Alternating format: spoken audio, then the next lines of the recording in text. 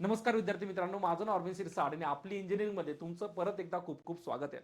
बघा, ITI विद्युत सहाय्यक पदी भरपूर जणांची ऑलरेडी निवड झाली आहे आणि जितक्याही मुलांची निवड झाली त्यांचेच काही क्वेश्चन्स होते. प्रमोशन बाबतीत प्रश्न म्हणा, पुढचे माझे करिअर ग्रोथ कशी असली पाहिजे या बाबतीत प्रश्न जे पण त्यांनी दिलेत त्यांचे उत्तर मी आजच्या सेशनमध्ये घेऊन आलो आहेतच. पण असं बिलकुल नाही की हे सेशन फक्त त्याच मुलांसाठी ज्यांचं ऑलरेडी सिलेक्शन झालंय. कारण जेव्हाही आपण एखाद्या पोस्टसाठी तयारी करत असतो आपल्याला माहित असलं पाहिजे पुढं हा रस्ता कसा जाणार आहे. कारण ना, जेव्हा इनिशियली जॉबच नसतो ना तेव्हा प्रायोरिटी जॉबची राहते. पण जसा जॉब लागतो आणि एक सॅलरी सुरू होते आणि जेव्हा त्या पगारामध्ये आपला गरजा भागत नाही तेव्हा आपण कुठेतरी हायर सॅलरीची डिमांड करतो की आणखी पगार वाढला पाहिजे. आणि पगार जर वाढवायचा असेल तर कुठेतरी पोस्ट वाढवावी लागते. त्यालाच आपण एका छोट्या शब्दात प्रमोशन असं म्हणतो. तर माझी जी जर्नी ITI पासून सुरू झाली आहे ती मला कोणत्या पोस्टपर्यंत पुढे नेता येईल जेणेकरून माझी सॅलरी तर वाढेलच, पण ऑब्व्हियसली जेव्हाही गव्हर्नमेंटमध्ये पोस्ट वाढती तितकाच तुमचा रुतबा, तितकीच तुमची पोस्ट आहे ना, एक रिस्पेक्ट कुठेतरी आपल्याला भेटतो. आणि तो मिळवायचा असेल तर एक थोडीशी माहिती मला नक्की असली पाहिजे की या पोस्टपासून जर मला पुढे माझ्या ग्रोथ हवी असेल तर माझी जर्नी कशी असली पाहिजे आणि ह्या जर्नीमध्ये माझी MSCB मला किती सपोर्ट देणार आहे. कारण भरपूर जणांचे प्रश्न असे पण आहे की सर जर ग्रोथ पाहिजे असेल तर मग ऑब्व्हियसली आम्हाला पुढे डिप्लोमा डिग्री जे पण आहे ते करावं लागेल. मग MSCB ते अलाव करेल का, आणि करेल तर कोणत्या कंडिशन अलाव करेल, आणि जर MSCB ने अलाव केलंच नाही तर मग आम्ही काय करायचं. अशा बऱ्याच साऱ्या प्रश्नांचे उत्तर एकदम सोप्या भाषेत तुमच्यासाठी मी घेऊन आलोय. क्लिअर आहे ना. तर हातच्या सेशनचा जो मेन हायलाइट असेल की जर माझं जे मुलं विद्युत सहाय्यक पदी नाही झाले त्यांच्यासाठी पण हा व्हिडिओ तितकाच असेल, कारण ऑब्व्हियस त्यांचं प्रिपरेशन चालू आहे. तर कुठे कुठे त्यांना पण हा व्हिडिओ कामात येणार आहे. कारण MSCBच्या तुम्ही कोणत्याही डिपार्टमेंटमध्ये तुमची निवडणूक होऊ द्या, एका पोस्टवर जायचं असेल तर मला तो एक मार्ग माहीत असला पाहिजे की या पोस्टला मी कसं पोहोचू शकतो. तर पुढे करिअर ग्रोथ कशी असली पाहिजे, डिप्लोमा करणे योग्य की अयोग्य थोडंसं याचा आपण विचार करू, आणि पुढे प्रमोशनच्या संधी मला कशा मिळवता येतील याचं जर डिस्कशन करायला घेतलं तर बघा, जर मी MSCBच्या जर पोस्ट विषयी बोललो की विद्युत सहाय्यक नंतर कोणकोणत्या पुढच्या पोस्ट असतात, त्याच्यानंतर तुम्ही टेक्निशियनला जाऊ शकतात, नंतर ज्युनियर इंजिनिअरिंग जाऊ शकतात, नंतर असिस्टंट इंजिनिअरिंग आहे ना, आणि नंतर पुढे AYEE पण असतं. पण सध्या मी AE पर्यंतच थोडंसं पूर्णविराम देतो, कारण पुढच्या पोस्ट मग आपण नंतर व्हिडिओमध्ये बोलू. सध्या फक्त मला या विद्युत सहाय्यकच्या पोस्ट पासून पुढे ग्रोथ कशी घेता येईल जर याच्यावर जर बोलायला झालं तर ऑब्व्हियसली तुमच्याकडे एक मार्ग जो असतो तो असतो डिप्लोमा. डिप्लोमा तुमच्या इंजिनिअरिंगमध्ये. आता डिप्लोमामध्ये चॅलेंजेस हे असतात की तुम्ही डिप्लोमा असं नाही की आता तुम्ही स्वतंत्र नाही आहात है ना, की मनात आलं गेलं दुकानात, असं बिलकुल नाहीये.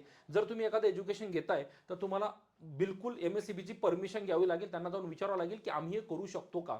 कारण प्रॉब्लेम काय असतो, इंजिनिअरिंगचा कोणताही डिप्लोमा करा किंवा डिग्री करा, याच्यामध्ये तुमचे प्रॅक्टिकल येतात, तुमची थेरी एक्झाम येतात.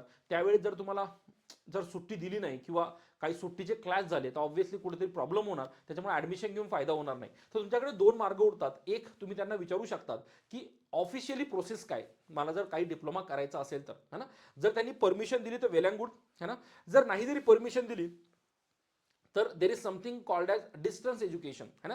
जे ज्याच्यामध्ये आपण काय बोलतो, मुक्त जे ओपन युनिव्हर्सिटी असतात त्याच्यामध्ये तुम्हाला रेग्युलर क्लास करायची गरज नसते. तुम्ही ऍडमिशन घेतलं तर तुम्हाला फक्त नंतर प्रॅक्टिकल आणि एक्झामला जावं लागतं. ऑब्व्हियसली तेवढ्या सुट्ट्या तुम्हाला मॅनेज डेफिनेटली करावं लागेल. पण तुम्हाला एक्झाम वेल इन ॲडव्हान्स एक मंथ अगोदर कळून जाते की माझ्या परीक्षा येणार आहे, तर तुम्ही आरामात सुट्टीला अप्लाय करू शकतात. किंवा जर आजूबाजूला तुम्हाला एखादं मुक्त विद्यापीठामध्ये ऍडमिशन भेटलं, याच्यावर मी सेपरेट व्हिडिओ नक्की बनवेल की कोणकोणत्या युनिव्हर्सिटी अलाउड असतात.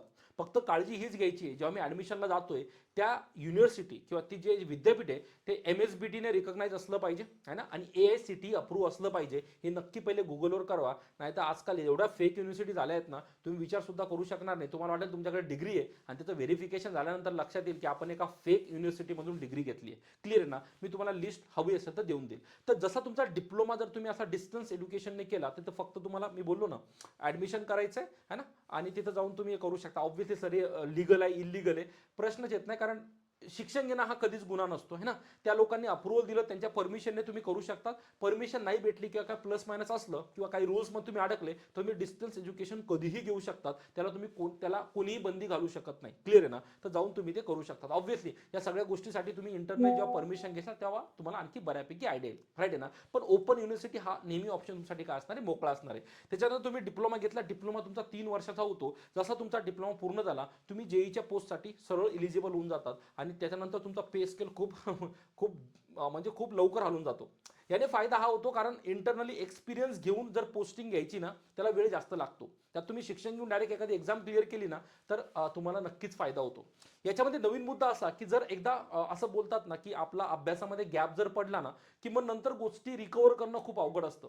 आता कसं माहिती का, सगळं नॉलेज तुमचं ताजं ताजं आहे ना. तुम्हाला ऍडमिशन घेऊन फक्त डेली रिवाईज गोष्टी करत जायचं आहे ना. डिप्लोमा ऍडमिशन घेतलं म्हणजे खूप सिलेबस बदलला असं बिलकुल होत नाही. तोच सब्जेक्ट आहे, फक्त थोडंसं इंग्लिशमध्ये थोडासा हँड्स ऑन आणावं लागेल आणि बाकीचा थोडासा जोही तुम्हाला नॉलेज आहे त्याच्यामध्ये जर तुम्ही आणखी थोडा पुशअप दिला ना तुमचं काम होऊन जातं. राईट आहे ना. तर ग्रोथ पाथ जर म्हटलं सर तर मग त्या विद्युत सहाय्यक नंतर तुम्ही टेक्निशियन 1, 2, 3च्या पोस्ट येतात, त्याच्यानंतर ज्युनियर इंजिनिअरिंगच्या पोस्ट येतात, नंतर जर तुम्ही डिग्री वगैरे जर नंतर तुम्ही पुढचा प्लॅन केला बीईचा तर तुम्ही नंतर एईच्या पोस्टला सुद्धा जाऊ शकतात. बघा हे आयुष्य कधीच एका पोस्टवर थांबत नाही. बेरोजगार माणूस विचार करतो जॉब कसा का ना भेटला पाहिजे. ज्याला जॉब भेटला तो विचार करतो अरे हा पगार बरोबर नाहीये, कुठेतरी आणखी पगार वाढला पाहिजे. तो त्या पगारावर जाऊन परत हाच विचार करतो अरे आणखी वाढला पाहिजे. ग्रोथ कधीच थांबत नाही. माणसाचीच एक अशी बनवलेली देवाने बनवलेला असा प्राणी ना जो नेहमी ज्याला जे भेटलं त्यापेक्षा जास्तचीच अपेक्षा करतो. म्हणून अपेक्षा करणं खरंच गुन्हा नाहीये, पण हा अपेक्षा करणं, फक्त अपेक्षा करणं गुन्हा आहे. त्या अपेक्षा पूर्ण करण्यासाठी प्रयत्न करणं काहीच गुन्हा नाहीये. तो प्रयत्न जर तुम्ही केला तर तुम्हाला नक्कीच 100% काय होणार याच्यामध्ये फायदा होणार आहे. क्लिअर आहे. तर हा एक छोटा व्हिडिओ होता.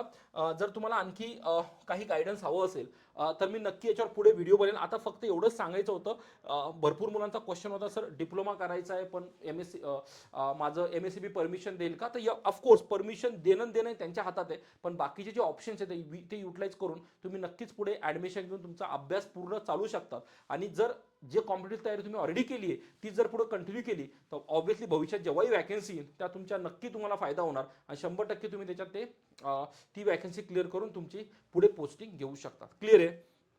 आता हा होता एक शॉर्ट व्हिडिओ. याच्यामध्ये काही प्लस मायनस इन्फॉर्मेशन राहिली असेल सांगायची किंवा काही गोष्टी अशा सांगितल्या गेल्या असेल ज्या तुम्हाला कळल्या नाही तर मला कमेंटमध्ये नक्की आणि नक्की कळवा है ना. आणि काही डाऊट्स असेल तर मी कमेंट बघून आणखी एक नवीन व्हिडिओ टाकून देईल. युनिव्हर्सिटी बाबतीत मी नक्की ट्राय करेल टेलिग्रामला मी ज्या पण अप्रूव्ड युनिव्हर्सिटी आहे त्याची नक्की तुम्हाला एक लिस्ट देऊन देईल.